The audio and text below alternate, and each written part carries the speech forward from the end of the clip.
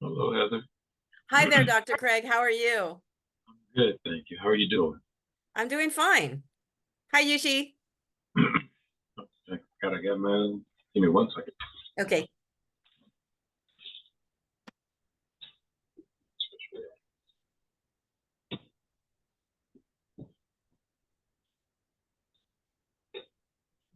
Hey Heather. Hey, Yushi. How are you? Good, how are you? I'm okay. Okay. I apparently closed my camera and I was like, wait, why is it not working? And then I realized I just needed to move the thing. It's one of those days. Hello, Ayushi. Hello, Dr. Craig, how are you? I'm good. How are you doing? Good, good, good. It is a Friday, thank God. I feel that.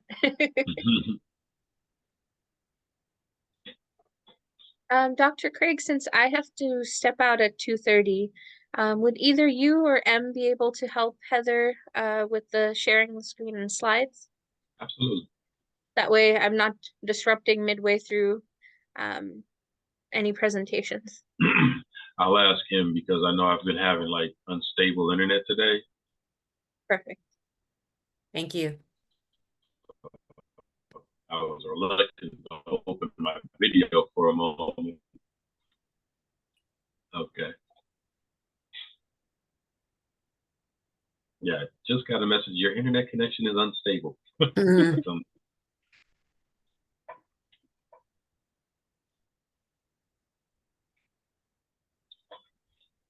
and I realize I have a name of somebody that would be interested in getting on our mailing list. I thought I sent it to you a couple weeks ago and I hadn't, so I'll forward that to you, her name and email address too.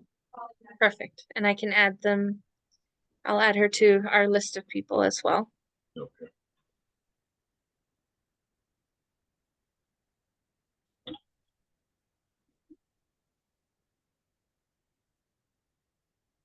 think our list grew to about 9 people. So I sent out an email with the flyer and everything. So Okay. should be exciting. There's Doran, I think. Hi, Doran.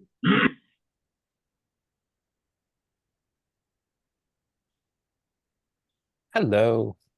Hey, Doran, how are you doing? Oh, I'm doing well enough. Well enough. Well enough. I'm still alive. That's a start. It's a good Of course, for start. this A talk, good start. that's not required. It's not completely required. Well, I may turn my camera off because I am eating lunch, but I will be sitting here listening. Understandable.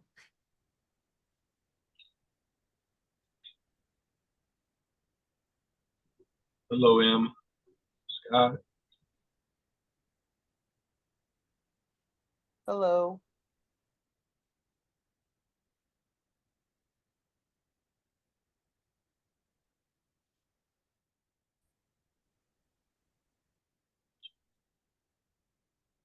Okay, testing now. Can you all hear me? Yep. Yes. Cool. And would you mind, Doran said no. Would you mind navigating the PowerPoint, sharing the PowerPoints for Heather? Oh, I think you're muted if you're talking to us. Yeah, let me just open a new window. Thank you. Too many tabs open.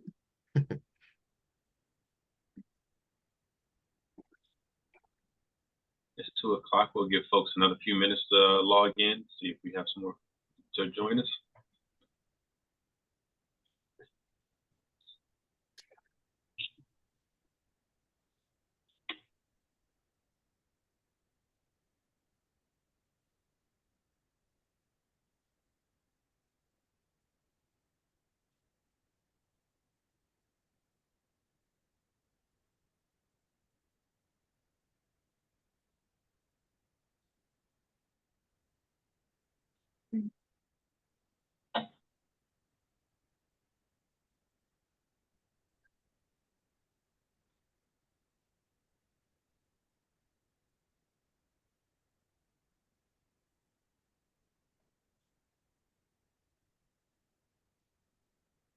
That's our second slide. Can we go to our first slide?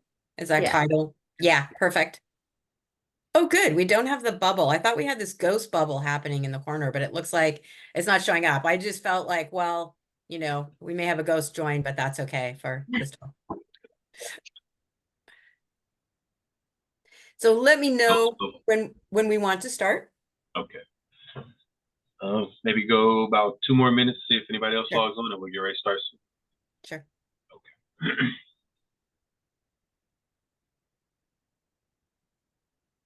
I mean, a ghost bubble would be appropriate. I You're know. talking about, death and dying and communication. So maybe one of the characters decided to pop in and visit us. I do see, is that Haunting of Hill House? That's what that is. Well, actually, I was like, Haunting ooh, of that plot I'll twist. explain that. Yeah, and I'll explain that. Actually, it's Haunting of Bly Manor. I'll explain Oh, why that's we what have it is. Yes. haunting in this scholarly conversation. I'll Yeah. get Those were that series of like, I know they're not specifically connected to each other, but that was probably one of my favorite kind of series of horror things to watch because it wasn't horror per se. right. Like it wasn't scary jump scares. It was more, Right. ooh, I didn't see this plot twist. Right. So Right. The first one, Haunting I've in watched Hill that a House. couple of times and watched it with my daughter, and it's still just as good as the first time as you watch it. The Haunting Yeah. on House Hill Haunting. Yeah, And it's really all good. I 4 of love it. his like series are really good to me in Netflix. Even the last one he did with the youth and cancer in the house, it didn't get as much acclaim or as much review, but I still thought that was good too. yeah. The Midnight Mass, if you haven't seen it, I think that's what it's called. Midnight Mass. If you haven't seen it, that's a good watch as well. That is a good one. Yeah. Yeah.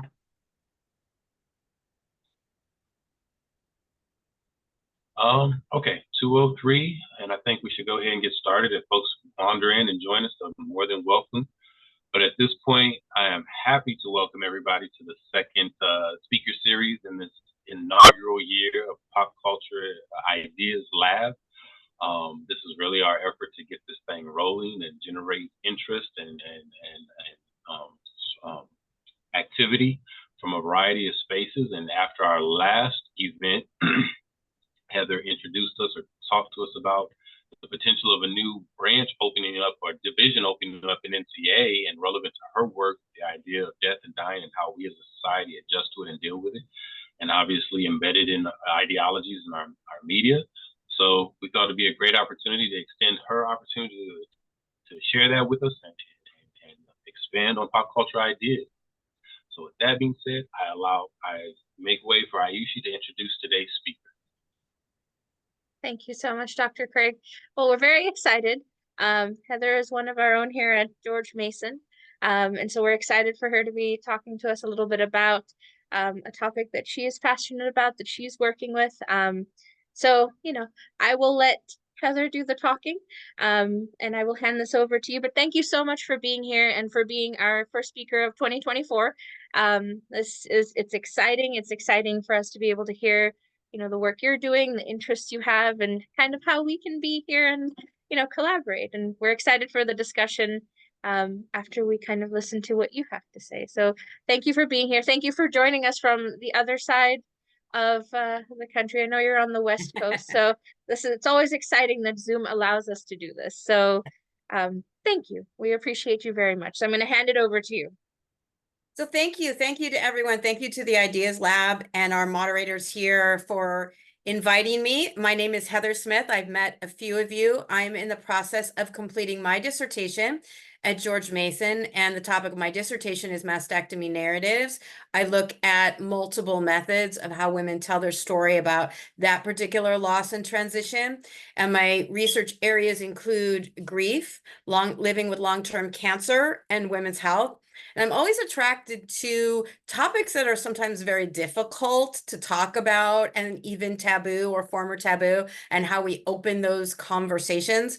And the reason I'm here today is I'm also really a lover of culture and pop culture. Some people say culture vulture, but I mean that in a friendly way. And I've always been very into music and drama as a little kid. I did a lot of musical things and I was featured in plays. I even wrote some things, co-wrote plays and participated in Reader's Theater, wrote and directed such things. So when I found out in my master's program that I could actually look at rhetoric through a different type of lens instead of just looking at speeches, that was kind of exciting to me, that we could actually use pop culture in our research. So if we could go to the second slide. Thank you. Okay. So pop culture has actually been examining the narratives of very serious social issues for decades and centuries. And we go all the way back to the beginning of the Revolutionary War in the United States. We see that music has actually been part of that type of, disseminating different types of narratives about very serious issues, but also very popular. So in the corner here, I have Woody Guthrie, who's a very important American musician and wrote This Land Is Your Land. And he was a major labor supporter and talked about like the average person's difficulties and a lot of different social issues during the Civil War also. So songs, if you grew up in the United States, there are certain songs you may have heard in school or summer camp that actually were pop culture back in the day. And I performed in a lot of Shakespeare. And Shakespeare, some people don't realize, they think it's very, very high culture, which it sort of is now, but it was actually pop culture way back when people didn't have television and things like that. So the other slide I have here is Tracy Chapman. She just sang at the Grammy Awards, and she's here with Luke Combs. So when I was young, I heard Tracy Chapman's songs and I really loved them. And I loved all the women that were guitar players that would just get up and sing, and they didn't have to have pyrotechnics and music from a machine, and they would tell a story and it would be about something interesting and serious. And I absolutely loved her music. So my forensics coach and thesis advisor did his dissertation on the rhetoric of Bob Dylan. So I decided to do some research on the rhetoric of women singers that sing about social issues. And Tracy Chapman was one. So she showed up on the Grammys. That was really exciting because her song was also then re-recorded by this country artist. And she was the first Black woman, right, to have a song hit #1 and win certain awards. And she was a Black, queer, 24-year-old woman who came out to sing songs about issues that not everybody wants to talk about. I remember distinctly when I told some people when I moved back to Los Angeles what my research was in and my thesis, et cetera. And a few people said, oh yeah, that Tracy Chapman. Oh, I remember that. Like very depressing topics, right? I never thought she was depressing. And if you saw her performance, she was like the opposite of depressing, right? She was like this glowing person coming to tell us stories that really we should be listening to. So if we could go to our next slide. Thank you. Death itself, believe it or not, is having a moment, if you will, in the discipline of communication and also in pop culture. It's popping up in all kinds of places, in fictional narratives, in non-fictional narratives, in podcasts, etc., documentary films, where people are talking about death and end of life in ways that, especially in this culture, had really been a taboo in the past. So there's so many things we could talk about. And because we do have our George Mason crew here, and I know some of you are graduate students, researchers, please feel free always to reach out to me, because I think there are a lot of possibilities that we have here for collaboration. But there is so much going on that I thought, I'm just going to zero in on these issues of television shows because there are several of them. And we've kind of grown in the area of actually looking at entire shows that are about death and about characters dying or coping with the possibility of terminal disease. So if we could go to our next slide, please. So we're going to look at the origins and kind of work at GMU, which is mostly me, but I know some of you also are doing that and other people. So please feel free in questions and discussion later to talk about that. We'll look at the origins, GMU and my work, and then other people, and also the future of what we could be looking at. Next slide, please, if you could. Thank you. Okay, so going back to sort of a historical context, but a very recent historical context, I wanted to mention a couple of major theories and topics of worth here if you're interested in these topics, and also just looking at what we've seen in the past. One of them is a theory called the transportation theory, and I think this is particularly fascinating, and also some people in communication have done great work with this. And this is the idea that in a story, right, a very riveting story, we get transported so much into the story that it can impact our behavior and our choices in the future. And it may be through the story itself, through the narrative, fictional narratives, or through a character. The other one that I think is also a great theory to use, but it's, I think, less used in communication communication, and we could do a lot with it, is parasocial relationships. And the parasocial relationship is the relationship that the person or a group of people may have with a celebrity, for example, right? Or a fictional character. So any one of us at any time, every one of us on this Zoom actually has at this time or has at some point had parasocial relationships.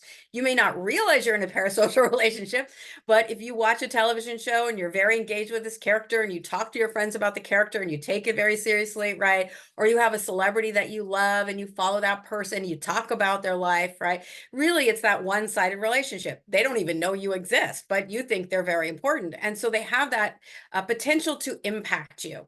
So if we look at the communication field, researchers like Sheila Murphy at USC, Annenberg, and other Annenberg people have looked at the impact of television series and television narratives, fictional people that don't exist. When people watch these shows, they found them actually to be very impacted by the behavior. And when people talk about things like being diagnosed with cancer, going to the doctor, right?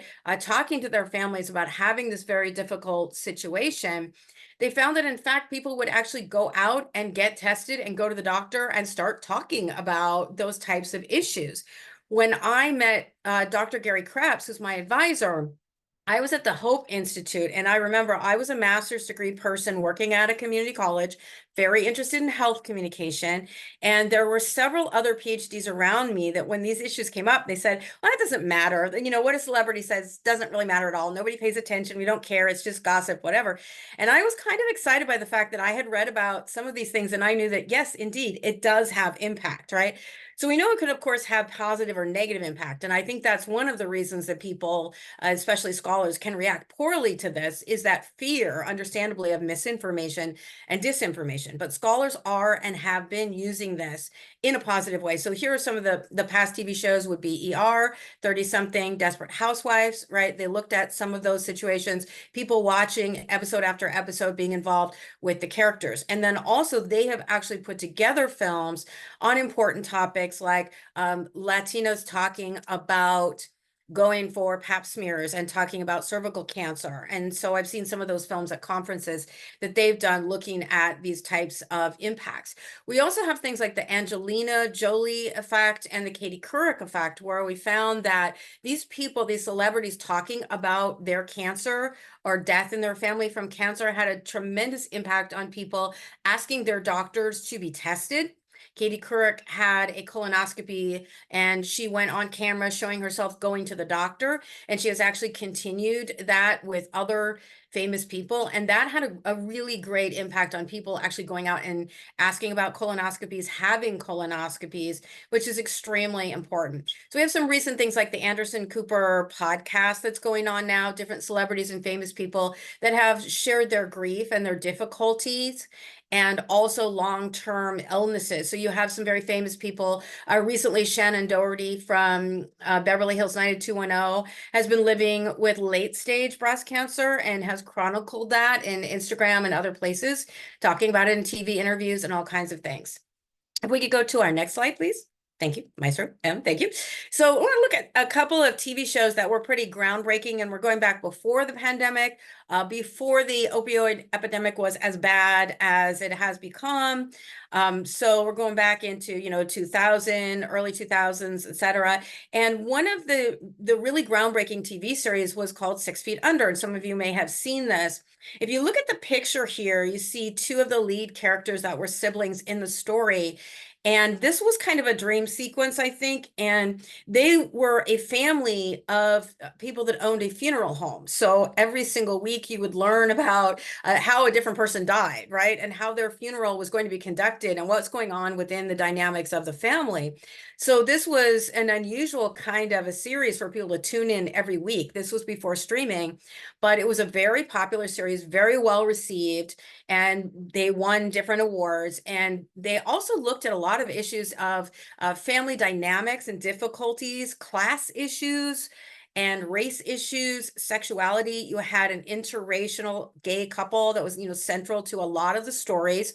And they even looked at issues of ecology and controversies about the funeral industry and burial, right? The idea of what are we doing to the earth and the way that we bury.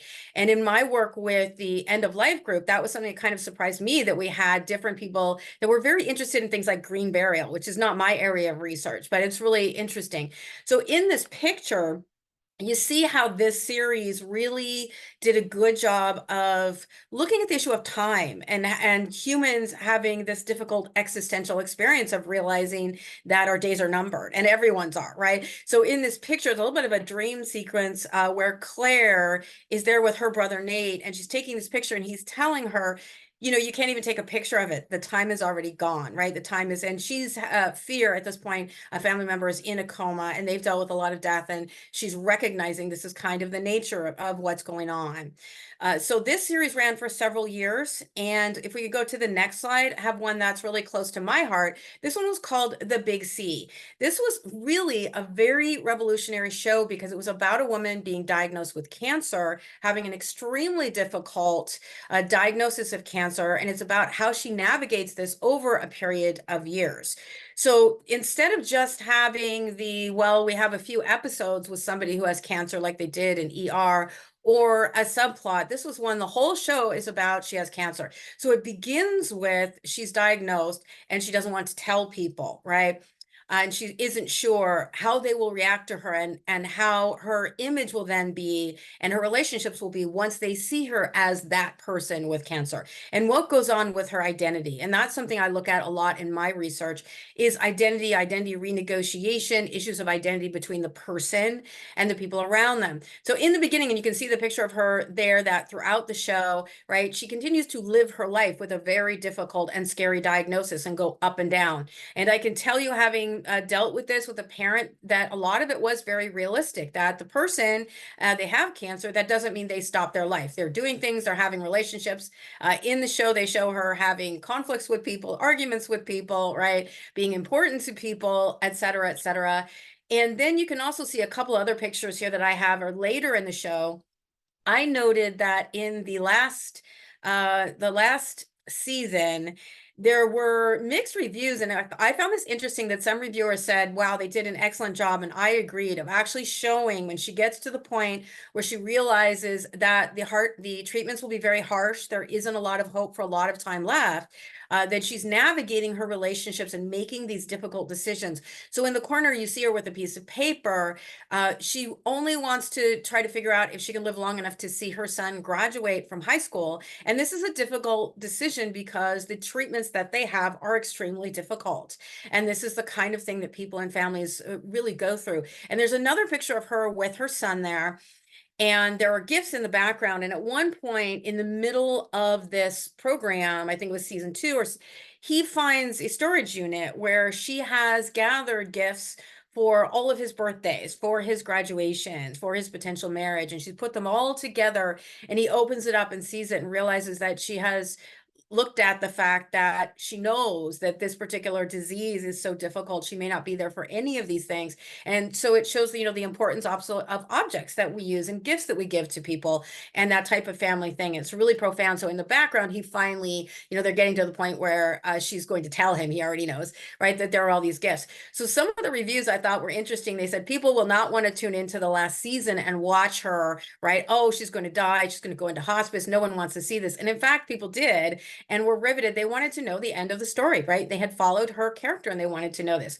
So people in communication have studied the Big C, and it has been the subject of panels at conferences and all kinds of things. So these were earlier shows. So if we could go to our next slide. Thank you. So I'm just going to walk you through here a little bit of some of the things I've done, and there is a lot of information. So I'm sorry if I can't go into all of it, but please bring in questions, thoughts, and collaboration as we move forward. But I did my explication in our 700 class on the topic of grief. I wasn't sure if I wanted to do grief or I wanted to do living with cancer. So I looked at grief. And I went through all of the different theories and a lot of research. I was frustrated at the time to find that so much research was in psychology and psychiatry, and it was very difficult to find research in communication on the topic, and we didn't have theories as these other fields actually did. And a few of my friends submitted to conferences with topics about grief and about death and end of life, and we're told, well, we're rejecting you on the basis of you're not using communication theory. Well, if we don't have theories, how can they use communication theories, right? And I did notice that when I submitted in some issues on cancer, I was accepted. And when I submitted on death, I was not accepted, right? So this was something that several of us got together to start talking about a few years ago, that we were very frustrated, that we are glad to see all the work in health communication, and yet what was going on with that, right? So some of the things that I have looked at, I did an early paper on the TV series The Good Wife. So I'll do a little spoiler here. I won't mention all the names, but this was a series that looked at the death of a central character, and they did not announce that this person was leaving the TV show, right? Sometimes you hear your favorite TV show, they're leaving. Well, this person wasn't leaving. They didn't tell everybody that this was happening. So they basically killed off the character in a very dramatic and traumatic series of episodes where this person was shot to death in a courtroom. So it's one of those topics that's really difficult for us as US Americans. We know we hear this all the time, but they showed how this impacted the people close to the person. I looked at disenfranchised grief because the main character of the show was a former person in a relationship, a romantic relationship, somebody that had gone to college with him, somebody that worked with him, and is not in a relationship, and therefore experiences this theory of what we call disenfranchised grief. You're not the spouse, you're not the best friend, and you're kind of isolated without the support, and yet devastated by this experience. They also looked at I also looked at parasocial relationships because this particular incident was all over the news, all over newspapers, and people were reacting to this death of their favorite character. Throughout the series, I looked at an actual 2-year transpiring narrative where they looked at grief and they looked at the impact. And I found that looking at things like talk shows, this was a much more realistic portrayal in terms of the research on grief than we see on things like the Dr. Phil show, right? The many talk shows would pop up and say, well, people just need to get over their grief. And in fact, that's not what research finds. They find grief is often ongoing, and it kind of has an ebb and a flow, and they really show that in this series. And for 2 years, they watched this woman going through dealing with the death of this person, and she experiences also something called post-traumatic growth, where this changes her. So that's what I looked at in that particular piece. And my research, as I show here, deals a lot with identity, coping, quality of life, information functional, and disruptive communication. My dissertation is on mastectomy narratives, and one of the things I'm looking at is doing translational work. So I'm doing some translational work with Reader's Theater and performances. One TV show I'm looking at is called Dead to Me. This TV show featuring Christina Applegate actually looks at widowhood, looks at pregnancy loss, looks at breast cancer and BRCA gene and mastectomy, and then even cervical cancer, and really shows the relationship between two women as friends as they navigate all of these issues in their lives. In my dissertation, I look at virtual ethnography, visual narrative, and issues of memory. Some other shows that I'm looking at and have worked on, and some other pieces I've looked at.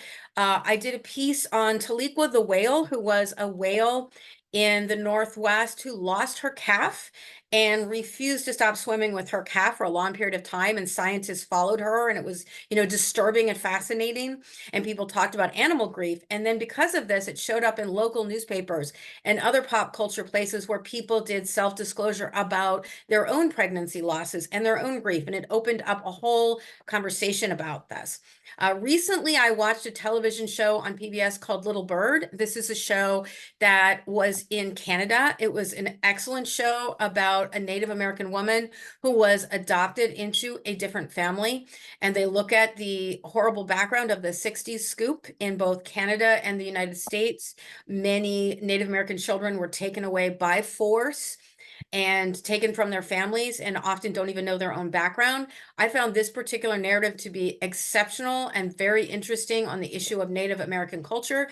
They show both this particular woman who goes back to look at her culture and her identity and learn about herself, but they also have a great sort of co-cultural narrative on her mother, who is Jewish, and her Jewish family. And especially at a time with just horrible anti-Semitism and extreme anti-Semitism that we have, this particular narrative really shows a very interesting intersection of a woman who was a Holocaust survivor who adopts a child, and then that child turns out to be somebody who was taken from another family, and how their relationship continues to evolve. And it's the only show I've ever seen, or any narrative I've ever seen, where they integrate actually Jewish rituals of mourning and Native American rituals of mourning, and they show the importance of that. So I'm looking at possibly doing pieces on that in culture and in grief. And then we have several other TV shows I think are just really phenomenal. One is called The Leftovers. This was one that was based on the idea that a large portion of the population one day mysteriously just disappears, right? And this ran on one of the cable networks, and they looked at, the whole idea of people disappearing and you don't know what happened to your family, and also the ideas of things like complicated grief, which is very controversial. I'm not sure that's a real thing. I think it's kind of overdone. But also bereavement overload, which means you lose multiple people in a short period of time. Robert Niemeyer came up with that idea, and people have studied that during the AIDS crisis and the pandemic. And I also looked at a piece on Johnson & Johnson and their advertising campaign that was aimed at Black women.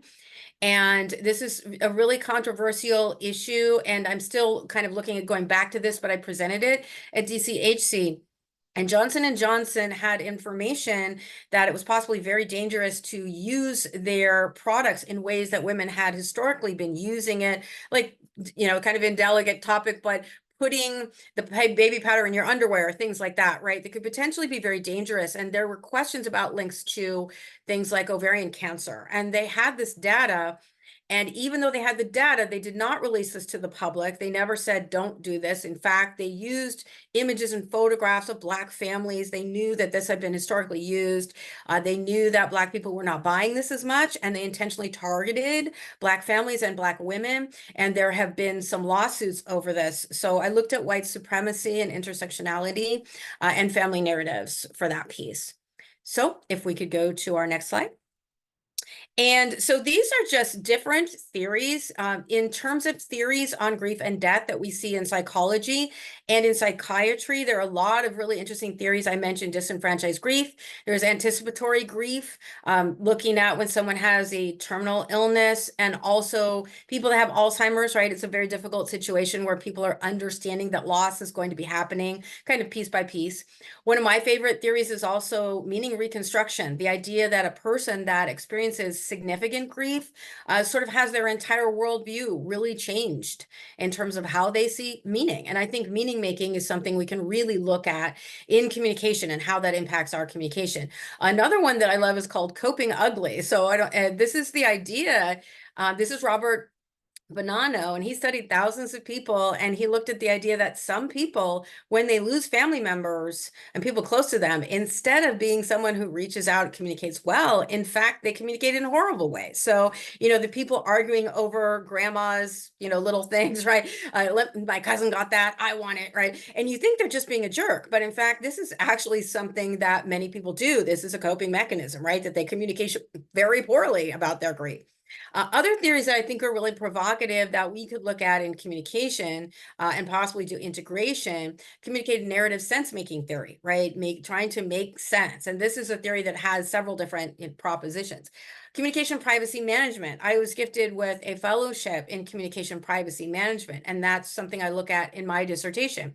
But I think especially now with AI and a lot of these things, this is a really provocative idea. Who owns your information, right?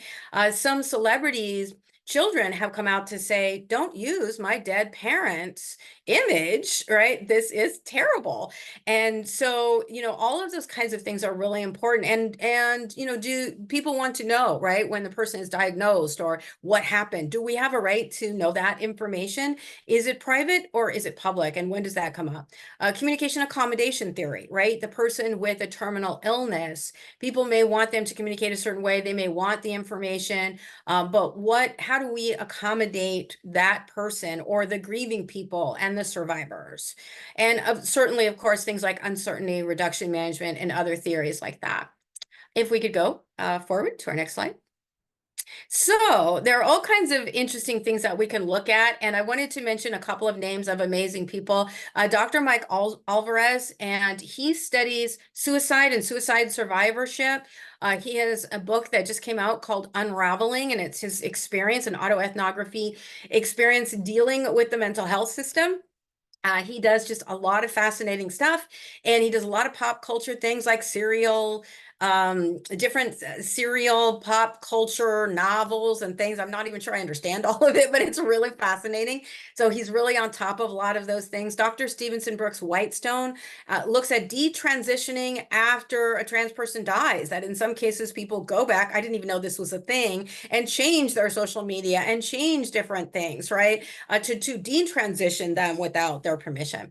This picture that I have of this woman, this is on TikTok, and this is a woman that does this piece. Her name is Denise, and she is the woman who is helping people come into the afterlife. And she's very humorous. But people have expressed their grief dealing with this particular series of looking at, she'll say things to people like, oh, welcome here. Oh, your family sent you a nice basket to your new room, right? It's kind of a way of trying to soften the horrible blow of people losing others and look at the idea they're going somewhere and here's this person that greets them.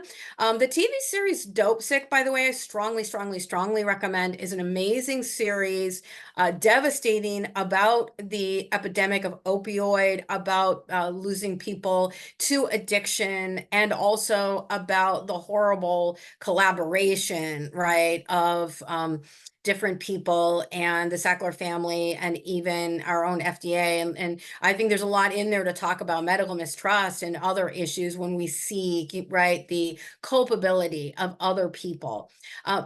Alberto Gonzalez just let me know that at CSCA, that's Central States, which is coming up, they are doing an interesting panel on the idea of celebrity deaths and memory. So they started with the idea of Sinead O'Connor's death and looking at how people kind of, re-narrated how they feel about her now that she's gone, kind of thing, and the controversies that surrounded her. So that should be very interesting. That's one that's popping up. So if we look at some other shows, I really like, some people mentioned, I absolutely love Mike Flanagan's shows, and two of them that I think are just fabulous in terms of death narratives. And one of them is Midnight Club, because that's based on a bunch of teenagers in a hospice. And when I took a death, dying, and grief class at Mason, this was something we talked about, that it's really, really hard for young people that have the misfortune of a terminal disease, that sometimes people do not want to admit it in the family. They go through sometimes over-treatment and things like this. So this was a really interesting show because, yes, it had a little bit of the ghost. They tell ghost stories, but it's really very real about the issues of being a young person. And it shows them they're sort of like almost living in a dorm where they're not supposed to stay up late at night because they're teenagers, but they stay up late at night and they tell ghost stories, right? I really love that show, and I thought it was very fascinating. They show, the up and down of hope, even trying to talk to their parents about situations where they may need to make decisions and have some autonomy, right, in that growth as a teenager. The other show that I think is really strong, even though, yes, it's a ghostly show, is The Haunting of Bly Manor. And what I thought was really amazing about this show, which is, it really does, kind of pulls you into all the ghost stories. But every ghost story in this particular show, and there are several, is really based on an interpersonal relationship. And the things that haunt the particular characters are the past of this relationship, either mistakes they have made or things that maybe couldn't be helped, but they are consistently haunted, right, by their relationship and what that says about them. And I just thought it was a really captivating narrative. So in our popular culture, we have serial novels, we have comic books, we also have blogs. I looked at that even as a possibility in my dissertation and my work, because there were some people in the communication field that blogged about some different different methods here that I have used. And by the way, I started out with some books that were popular books, and that was another thing I looked at for potential dissertation. I did a paper that was two case studies. One was Cancer and Death, a love story in two voices, that was written by two cancer professors, Leah Vanderberg and Nick Trujillo. And then I also looked at When Breath Becomes Air, which was a very well-known and well-received book on the New York Times bestseller list. So we're probably going to be running out of time soon. So I just wanted to say thank you for being here, and I welcome all questions and thoughts and feedback if you have. Oh, yes, our next slide. This is the EOL and Deaf Scholars. I just put this one up here, not a very sophisticated thing. I don't have the link, but this shows you the Facebook page. We started on a Facebook page, and over 3 years we developed. Now we actually have, and we're very excited that we passed our review, and it was very, very positive to have an end of life and death and grief scholarship division at the National Communication Association. So in the coming year, we won't have our own panels, but we are allowed to cross panels with other interest groups. Then there will be EOL and Death Scholar, Grief Scholar panels of our own. And we're really seeing a growth in this area. I think it's a very exciting time to look at many different areas. I've been encouraging people to look at things like pregnancy loss and, miscarriage and stillbirth. And we have issues of suicide that Mike Alvarez and others are looking at, addiction, obviously pandemic, silver tsunami, all of these things are related, but we're specifically looking at everything that is death centric. And that is kind of the point of that division. And our next slide. So it's a new world in terms of opening up some of these conversations that were once a bit of a taboo. And there is research that tells us that fictional and celebrity narratives are powerful and should be studied by scholars. One of the things I think we do not know is when we watch these TV shows, does this make us more likely to discuss end of life with our family, right? Are we more open? What impact could this have? Because we know it has been helpful in the area of cancer and even end of life in cancer, but I think there's a lot to be done in terms of mixed methods, et cetera, and looking at whether or not, this is going to have a real impact. If we watch these television shows, what does that mean? And so we can go to our final slide here. I say thank you. Thank you, George Mason, for inviting me today. And it's wonderful to see all of you here. And I hope that we will follow up in some of our conversations, maybe even do some collaboration.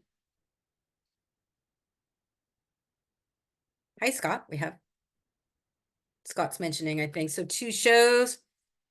Oh, wow. That's awesome. Okay. Yes, I watched Pushing Daisies. I remember Pushing Daisies. Yeah, that was a really interesting show. I like that. And actually, this was interesting. I proposed for NCA. Actually, hi there, Dr. Kratz. Wonderful to see you. I proposed for NCA with a group of scholars, a show where Stevenson Brooks Whitestone actually was going to look at pose. And this was interesting because I had submitted some things in the area of cancer, and that was accepted. We had 10 people from 10 different institutions, and we submitted, and I was really excited because I had graduate students, I had established scholars, we had wonderful reviews. We had 2 reviewers that said, this is some of the best things I've ever seen. You have diversity baked right in. And then we had that 3rd reviewer that for whatever reason didn't like it and we got rejected. But that was one of the shows that people were looking at was Pose. Yes, and that's really interesting. And as I said in the beginning, it's impossible to kind of try to condense this into all of the TV shows now and all of the narratives and all of the pop culture that is being done on this. I've also heard The Bear is very good. I haven't had a chance to watch it, but I understand that show deals a lot with grief, and there are a few others. Any others that we didn't mention people would like to mention out there? This is us. Yeah, that's a good one. I'm watching Yellowstone right now, and that's got a lot to do around depicting loss, especially in Native American communities, especially multiracial families too, and also kind of loss around land as well, which I think is really interesting. Right. Yes. Yes. And that's going to be a discussion, I think, in the end of life division was is how we define that. Like one of the things that we talked about is in our division, and this goes back to, reviewers, right? When you submit that in our division, obviously I feel strongly, miscarriage, stillbirth obviously would be part of that. But then some people brought up, well, what about, infertility and et cetera, et cetera. And I think in general, the topic of loss, again, is something that we could do so much. There's Grey's Anatomy, yes. That we could do so much with in communication. And it has been a little more of a taboo, just loss in general, right? What it's like to experience loss and what that does to you. So again, a lot of those theories in psychology and psychiatry have dominated, but I think there is a lot of growth that we can do. And ecological loss is, that's an issue, right? And culture, an entire culture losing. And I think definitely those issues of Native Americans. I found, some of you may have seen Killers of the Flower Moon. I thought it was a very good film. It's received some criticism from Native Americans regarding the idea that it wasn't done by Native Americans, but I'm thankful that the story is getting out there to some degree. But I thought in Little Bird, they did an amazing job because it was all put together by Native Americans and Jewish people to speak to those types of, major loss. And so you had that buy-in and, that type of credibility. But yes, it will be interesting. So I tried to start watching Yellowstone. I was too busy, but I also found there was like, maybe they were going to shoot an animal. And I was like, I can't watch this now. So believe it or not, even with all of my delving into these topics, I saw that. I was like, wow. But that is a possibility of one too. Dr. Craig, did you have a comment or a question? I do. I was actually going to comment on a couple of shows and just also speaking to, and forgive me, I turned my screen off because I have unstable internet, so just in case. But immediately came to mind, I just remember seeing that there's a newish kind of TV sitcom out, Not Dead Yet, starring the young lady that was in Jane the Virgin. And so the premise is that she's a reporter kind of falling back and she's gone back to doing obituaries and the paper that she initially started for. But it put in perspective as I was listening to you how we use other scenarios, sometimes comedy, to speak to the idea of death. And I'm not dead yet. I still have life to live. What does that mean? And exploring it. And then another show that it came to mind because it deals with grief. It deals with the impending understanding that my death is likely. It's The Patient. If you haven't seen it yet, it's really interesting because without spoiling anything for you, a big part of the storyline is Steve Carell. He's one of the main characters. Part of his dealing is grieving his wife and what that trauma did to his family, his two children. And so that just made me think even more so when you spoke about Mike Flanagan when The Haunting of Hill House came out. I spoke to how scary it was, but it wasn't necessarily the jump scares or the ghosts. It was the family trauma that they were dealing with and the grief of everything going on from what happened. That was the scariest part to me, how each of those children were responding to that grief. And that was like the underlying scary narrative of the story, if you really pay attention to it. I'm looking at Gary Krebs' comment here. Yep. Vampire zombies. Yep. It's interesting when I took, yes, Gary Krebs' comments here are great.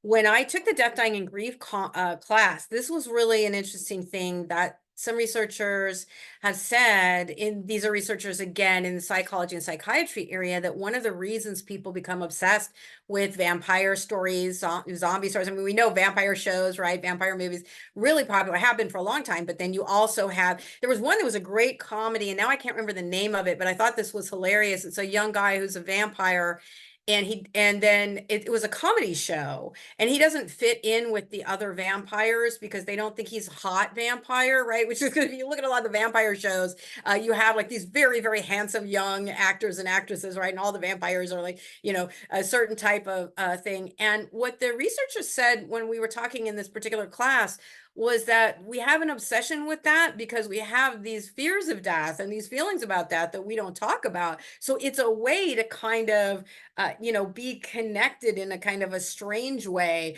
but it's not direct, right? Then we don't have to address the difficulty we have. Something that really has bothered me from the very beginning when I was in the 700 class doing my explication is the lack of knowledge that we have, even in sometimes in hospice programs. I've seen this because I've seen their literature, and even in the communication field, that many people think that grief is something that people go through for a short period of time and then they're done. And in fact, if you look at, Elizabeth Kubler-Ross is often used. She didn't really study grief. She didn't really do, she, talked about death, right? She talked about terminal illness. Also Freud, people go back to these ideas that actually are somewhat harmful.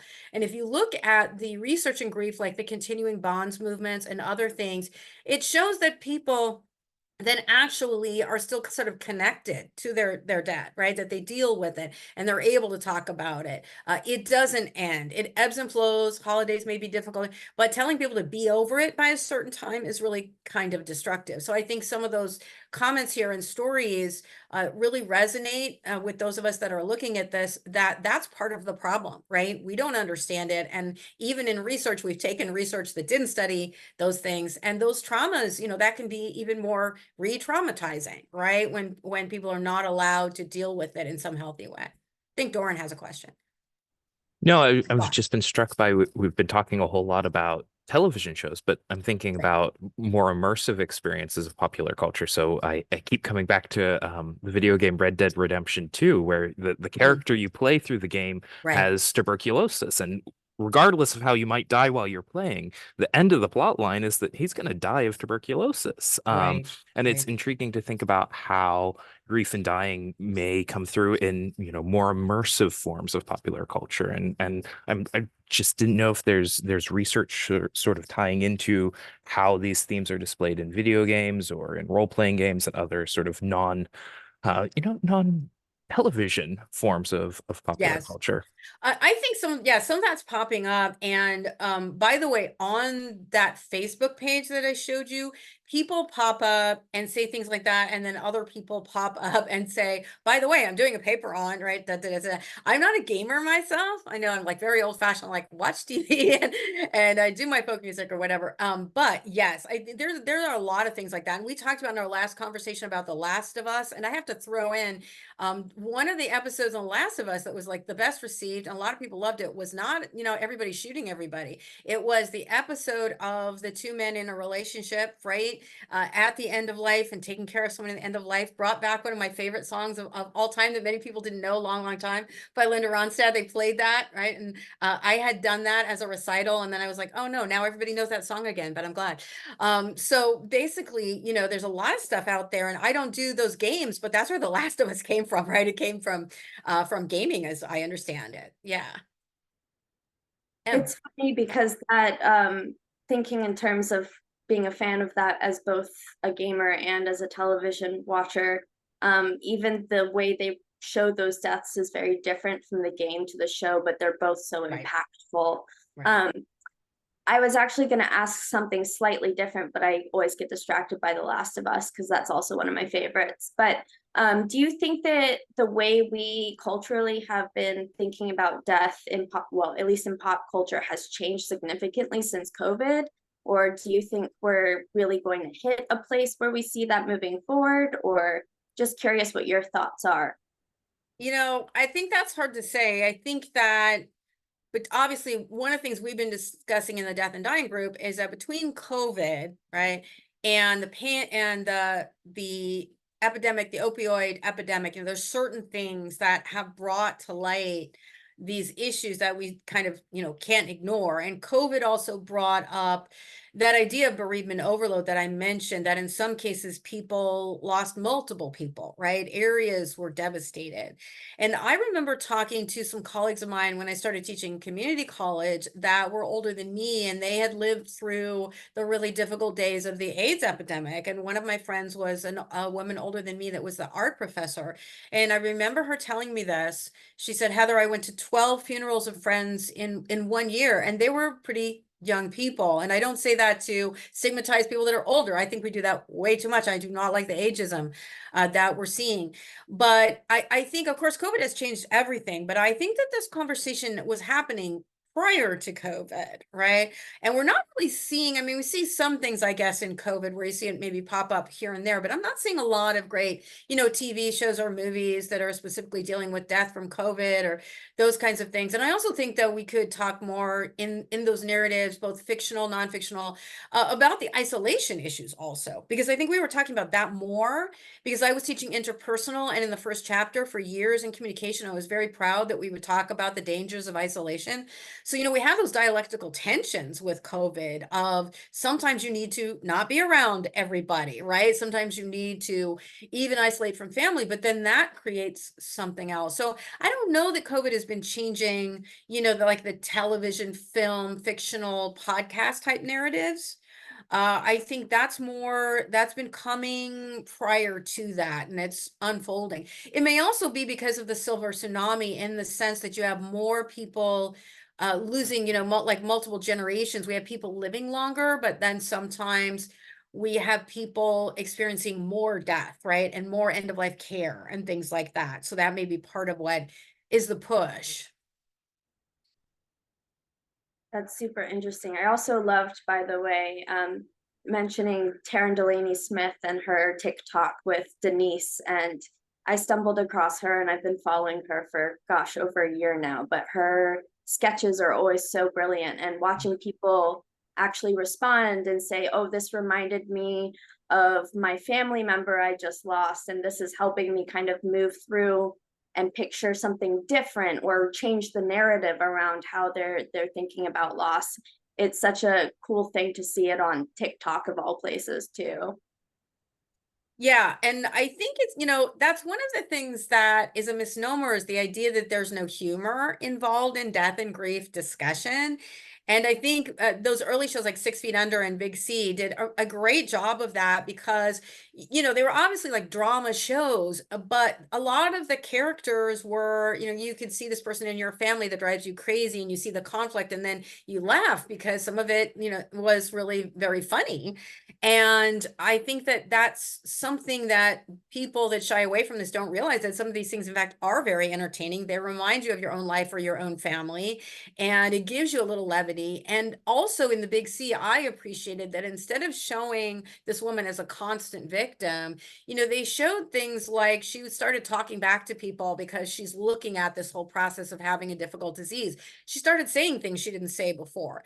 But also, in that particular series, you see her brother, who's just really kind of a nut, and he remains a nut all the way up until the end, right? Everybody doesn't just kind of like become an angel because this person has a terminal disease, right?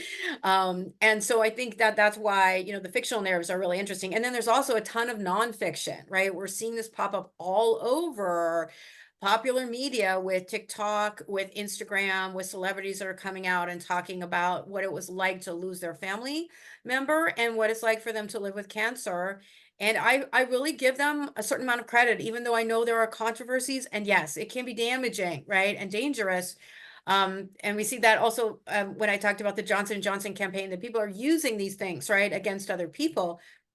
And there can be disinformation, but there are also cases where this is actually really great that people are coming out and talking about it. They're using their platform.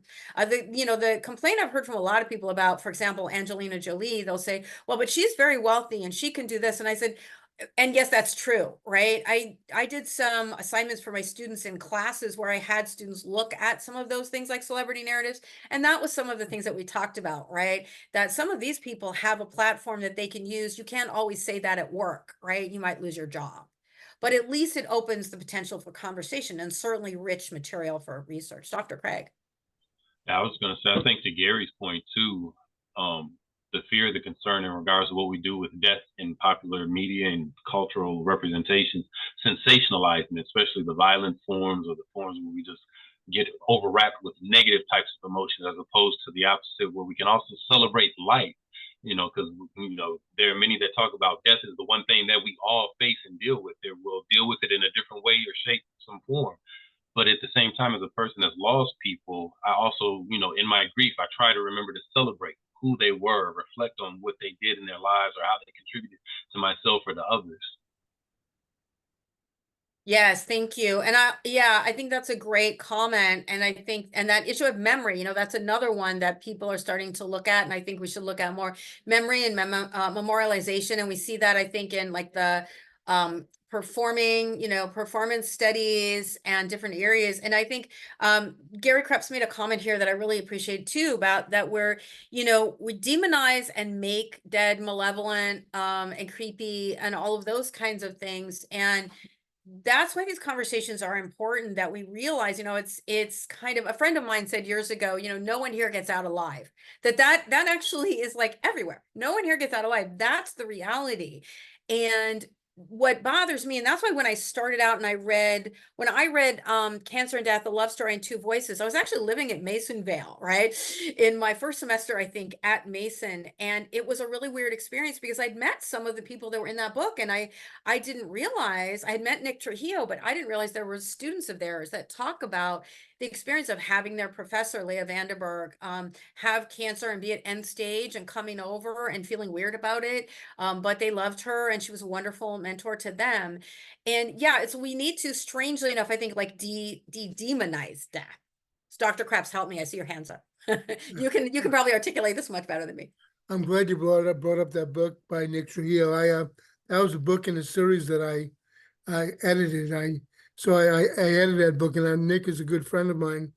It was a really good book because it showed the beautiful things that they went through as they went through her death experience, how it drew them closer together, that it was a sharing, it was a growth experience for them. It was something that they not only shared among themselves, but with their network and with the larger community. And the book itself was a way of trying to help people understand some of the beautiful things about living through death and supporting each other and learning from each other.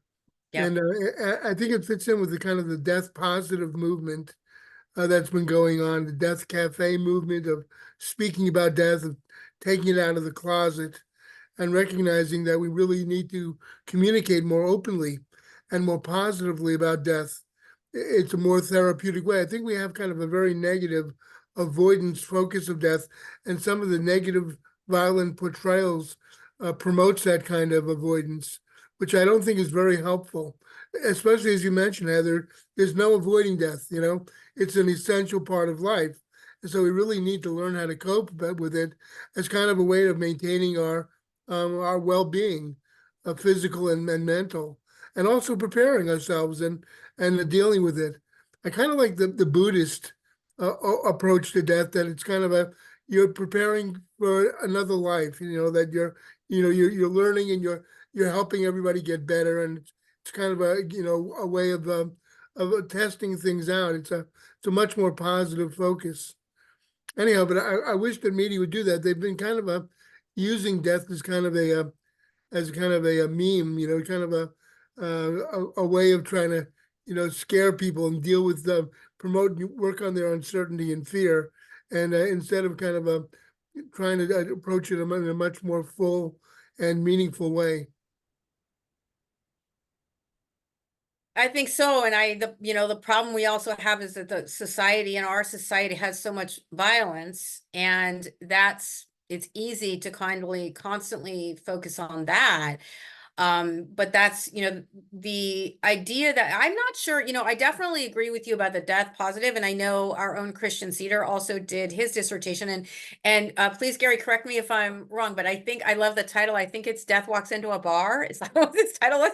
Then I felt intimidated. My title is just kind of like academic, long and wonky, but I thought it was a great topic for dissertation and a great title. But I think, you know, for myself, because I do a lot with grief and the difficulties, I don't always call myself death positive, in the sense that I think grief is something that's so difficult for people. It's one of the most difficult parts of life, but I definitely think that that's an incredibly important point, that, you know, the media has that possibility, right, of helping us, but often is really just frightening us. And then also just sort of like talking about fear. And often, I know there's been some research done in the idea that we fear things that we shouldn't fear, as opposed to like things that we should, right? We're not looking at health risks. We're looking at, this is going to happen to us tomorrow, which is very unlikely.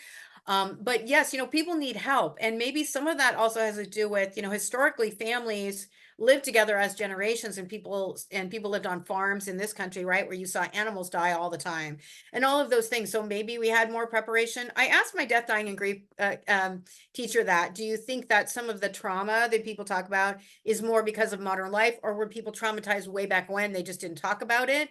So it's kind of an interesting question, but that's going to be, I think, a big conversation about things like the Anderson Cooper podcast and some of those things. As I mentioned previously, is this helping us? Is the media helping us, or is it mostly hurting us? But I think some of the revealing, what people went through, and what they had to live through, and also the memories, as Dr. Craig mentioned, those things are things that can be really helpful to people. Well, glad you brought up the issue of grief. I have kind of a theory that grief is amplified by bad communication. The more that we're unable to communicate about death and prepare for it and say goodbye in meaningful way and support each other through the death experience, the more the grief expands. And so people have a lot of guilt that they never were able to say goodbye. They're never able to forgive each one another, Right. and to make amends and to help each other. And then after death, they feel a sense of loss that they never did that, and they feel guilt. That I think makes the grief much worse. I think it would be much better if we could communicate in more open ways and supportive ways about death. It would minimize grief, and maybe make the duration of grief less. There's an old saying I often say when people die. I say to them, "May their memory be a blessing to you." Where when you remember people, you should think of the positive things that you went through, and think about how much love you had and all the good times, instead of thinking about death as loss. That, oh my God, they're dead. I didn't say goodbye. We never worked things out. Instead of saying, well, isn't that wonderful that you had that experience together, even if it was an early death or a short death or a death of a pet. It should be something that you think about as, what wasn't it wonderful that we had this time together, and we made the most of it, and we really enjoyed each other. But I don't think that's been the focus. It's really too bad. Well, I think also, we look at our research in health communication and in death communication, doing something to carry on in their memory. That's something people have asked me. And I said, well, are there things that you can do that were important to them? And that's really all you can do, is what you said, right? To be there for them and communicate with them. And I struggle a lot with these terms like complicated grief. We also have this like prolonged grief disorder, where we do have people that want people to say, okay, now it's done completely. And I think that we can make it less painful and make it integrated. But grief, I don't think the evidence is there that grief like goes away one day. You know what I'm saying? But I think, to your point, we can make it something that isn't so frightening and overwhelming. And I definitely think that Leah Vandenberg and Nick Trujillo really did, gave people a great gift. And that was what they said they wanted to do, was make this less frightening, right? That's an important point too, about things like end of life care. And what Christian, was mentioning in his dissertation, that if we don't talk about end of life care, it's much worse. And those of us have gone through it, like with a parent, we know, right? That if you didn't talk about it before, then you actually have to say to your family member that you love, oh, by the way, what do you want, right? As opposed to talking about it when everybody's doing fine. And it lessens that, the real trauma of kind of having to ask questions you don't want to ask while the person's in the hospital, right? That kind of thing.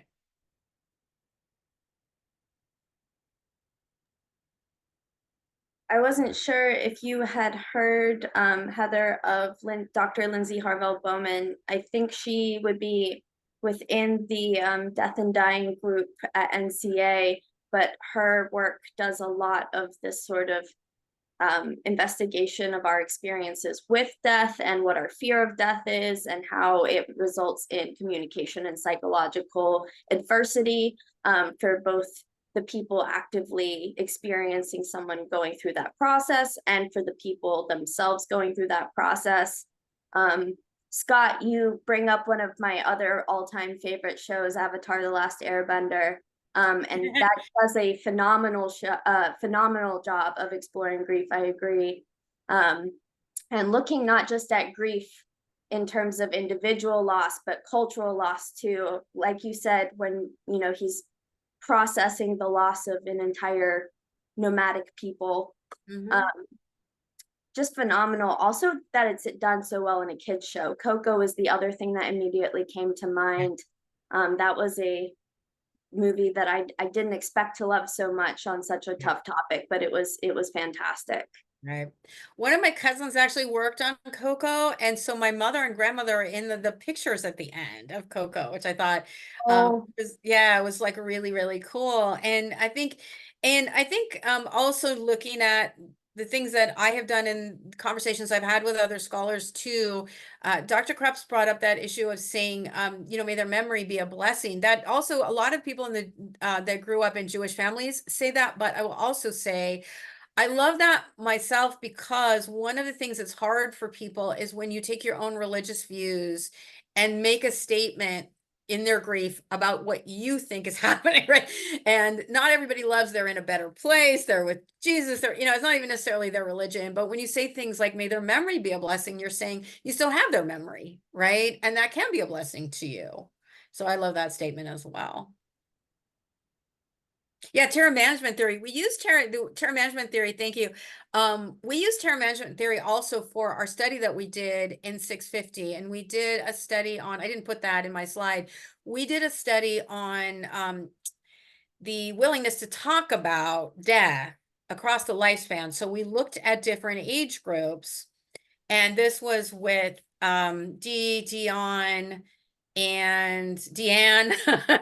I was the only person whose name started with an H.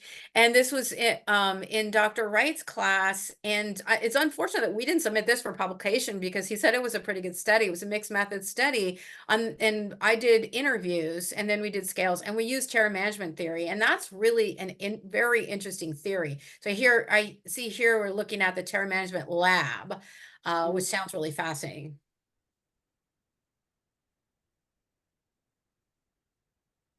we have any other thoughts, questions, or comments for Heather?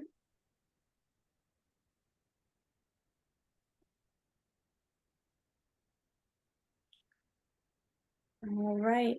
Heather, this has been wonderful. Thank you so much for leading this discussion and for facilitating such a wonderful presentation. You've turned a really, frankly, tough topic into something manageable. And now I'm starting to think about, oh man, maybe there's a paper in several of these shows I'm watching, but we'll have to keep the conversation going. Yes, let me know. I would be very interested in looking at that. Especially the bear. I had actually started working on a paper on grief and the bear, but it's a project sort of on pause right now Okay. because Yes. I have too many projects going Right. on as per usual. But well, with that, thank you so much. We will keep you all posted, and thanks for coming out, everyone. We'll Thanks, have this everyone. recording available as soon as we can. Thank you to our Ideas Lab